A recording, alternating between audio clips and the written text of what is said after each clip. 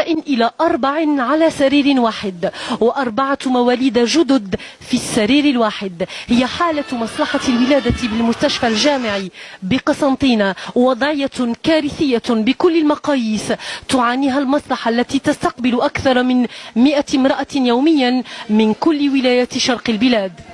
من عين مليلة زوج في السرير والدم والخماج كلارما القرارم. وعلى بعثوكم القرار من لهنا؟ ما على باليش، قالوا لي طلع لك قسنطينة طول. مشاكل بالجملة حملها الكادر الطبي والشبه الطبي ورمى بها إلى رئيس المصلحة.